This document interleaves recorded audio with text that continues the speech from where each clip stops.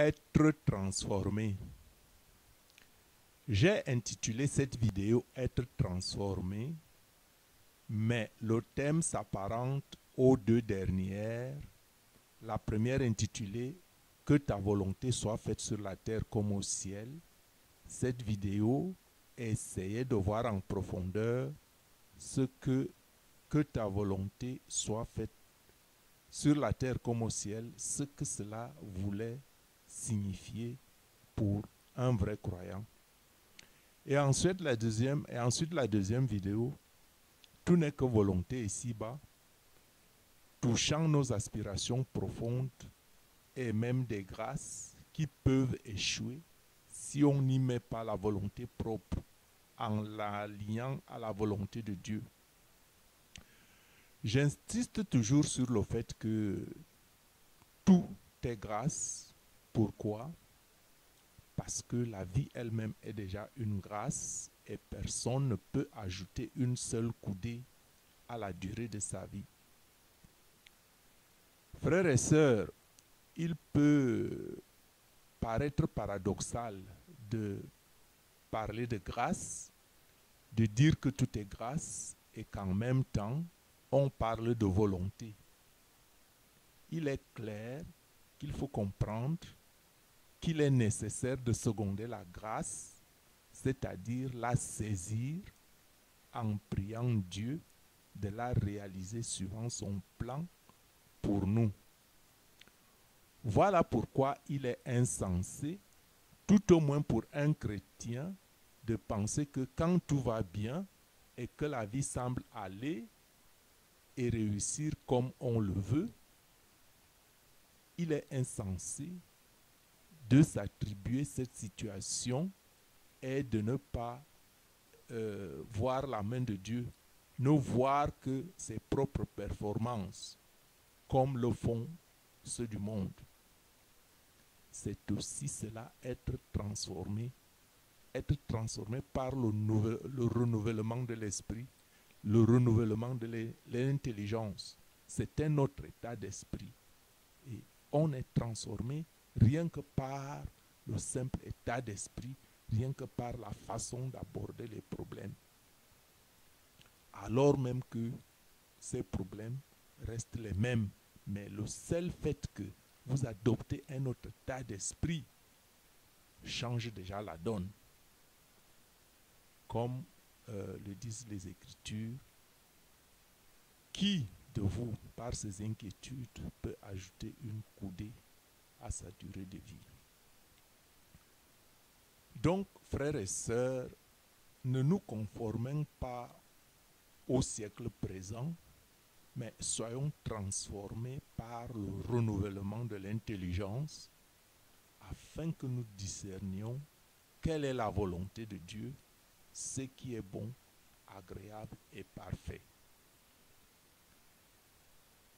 Frères et sœurs, le chrétien ne doit donc pas se conformer au siècle présent, comme nous dit l'apôtre Paul en Romains au chapitre 12 au verset 2. Et c'est ce même Paul que nous allons prendre comme exemple d'homme transformé. Comme vous le savez peut-être déjà, Paul, qui est l'un de ceux qui ont marqué les fondements de la doctrine chrétienne, il était connu comme Saul. Paul était connu comme Saul. Et il était un fanatique juif radical qui a d'abord combattu le message de Jésus-Christ. Et Paul a persécuté les premiers chrétiens. Paul, pour ne pas dire Saul, a approuvé la mort d'Étienne. Paul était en route donc pour Damas, pour arrêter les chrétiens, quand il a entendu, accepté et reçu la grâce de Jésus. C'est vrai que Paul aurait pu dire non.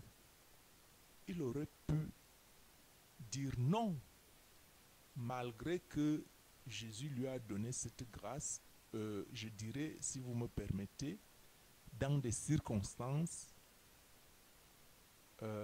où il n'aurait pas pu dire non à cause de l'aveuglement, à cause de la cécité dont il avait frappé. Cela veut dire, frères et sœurs, que seul Christ peut montrer le chemin de la vie éternelle. Le chemin de la vie n'est pas quelque chose qui peut être possédé par tout le monde. Il n'est pas non plus facilement accessible par tous. C'est la raison pour laquelle il ne faut pas envier ceux du monde, parce que la vie ne peut venir que de Dieu. Ceux qui ont la vie dans le monde et qui ne s'adonnent pas à Dieu, vous ne pouvez pas les envier. Parce que c'est une vie, certes Dieu qui donne la vie, mais ils ne tirent pas leur vie de Dieu. Du moins, pas tous, sans toutefois les juger. En d'autres termes, frères et sœurs, seul Dieu possède l'essence de la vie. Il n'y a pas de chemin de vie sans Dieu. Comprenez par là que l'avenir appartient aux chrétiens.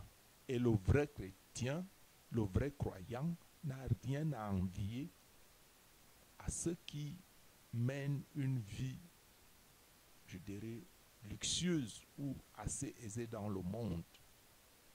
Pourquoi? Parce que Dieu seul est la source de la vie. Et c'est lui qui ne vit pas en Dieu peut être sûr qu'il n'a pas de lendemain. Dieu seul est la source intarissable de l'eau vive de la vie. Bien que par sa bonté, il donne sans mesure, même à ceux qui ne croient pas en lui. Mais sachez que ça, c'est les richesses du monde qui ont leur valeur pour un temps et qui finissent par disparaître. Mais que ceux-là qui n'ont vraiment pas la véritable vie en Jésus-Christ n'auront pas la vie éternelle. Ce n'est pas que je suis en train de juger.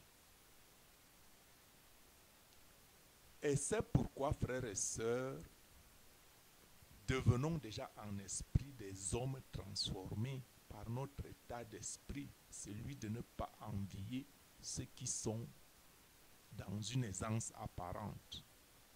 Des hommes transformés à l'instar de Saul, devenu Paul, qui a changé son ancienne identité, sa vieille personnalité de Saul en devenant Paul. C'est le même appel que Jésus te lance par les épreuves que tu rencontres dans ta vie pour te tourner à lui. Venez à moi, vous tous qui êtes chargés et fatigués. Nous lance le Seigneur. Cette parole s'adresse à toi, à moi, à tout un chacun qui veut l'entendre. Donc, frères et sœurs, voyez comment l'appel du Christ a transformé Paul. Et qu'est-ce qu'il représente aujourd'hui? Non pas pour lui-même. Que représente Paul aujourd'hui? Non pas pour lui-même, mais pour nous. Paul a risqué aussi sa vie après avoir porté, pris, accepté l'appel de Dieu. Paul a risqué sa vie avec de nombreuses arrestations pour être à la suite du Christ, être même, je dirais, l'esclave du Christ. Donc, vous voyez que ce que nous sommes aujourd'hui, nous le sommes grâce à la transformation de Paul. Et si toi tu refuses l'appel du Christ, sais-tu le mal que tu te fais? Sais-tu le mal que tu fais aux autres, aux tiens? En es-tu vraiment conscient de refuser d'être transformé par le Christ et d'être une créature nouvelle?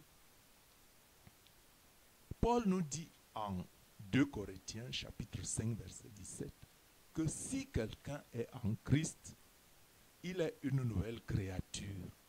Les choses anciennes sont passées. Voici, toutes choses deviennent nouvelles.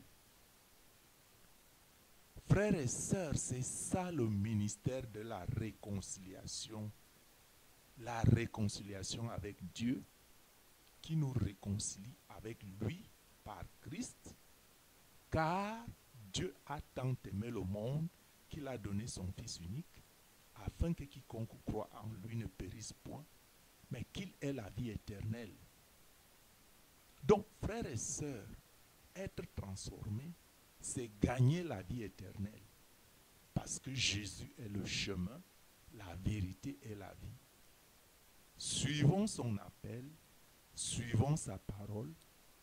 C'est vrai, ce n'est pas un chemin facile et des exemples abondent.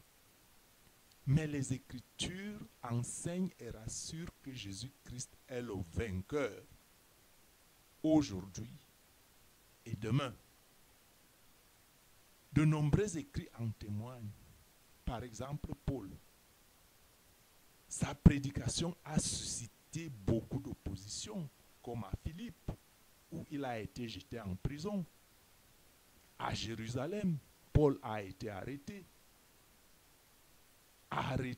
et jugé et même naufragé. Il n'a pas été découragé, mais plutôt a cherché à suivre l'exemple du Christ, tout en encourageant les chrétiens que nous sommes à faire autant pour l'édification de l'œuvre de Dieu. Paul, pour ne pas dire Jésus-Christ, puisque nous parlons de l'homme transformé, Paul n'a jamais dit qu'il fallait se renfermer pour réciter les mêmes choses sans grande efficacité. Paul a prêché, Paul a créé des missions. Donc, frères et sœurs, lis et comprends ce que Dieu promet à ceux qui persévéreront jusqu'à la fin.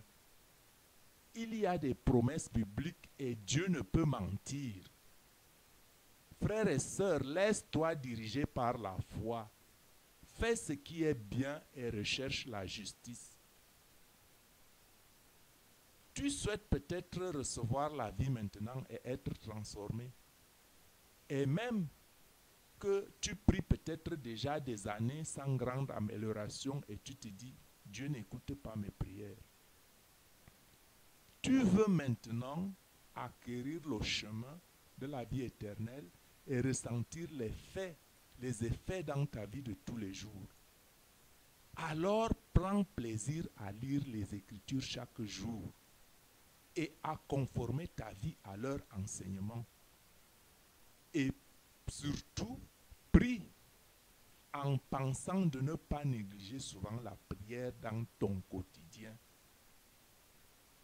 Et que ta prière ne soit pas une simple formalité. Et ne viens pas devant Dieu que lorsque tu as des problèmes. Mais viens à lui avec des paroles de ton cœur et communique-lui et communier même avec lui, ayant saisi sa volonté sur la base de sa parole que tu as lue. Sens-toi proche de Dieu en recherchant son intimité comme un ami devant toi, à qui tu dois tout, mais à qui tu as quelque chose d'important à dire ou à confier tes confidences, avec la conviction qu'il est adorable et qu'il t'aime. Confie-lui tes soucis et ressors avec la paix que tes problèmes sont résolus. Sois une personne transformée en esprit. C'est ça, être transformé. Que Dieu te bénisse et qu'il te transforme par sa parole dans la prière. Amen.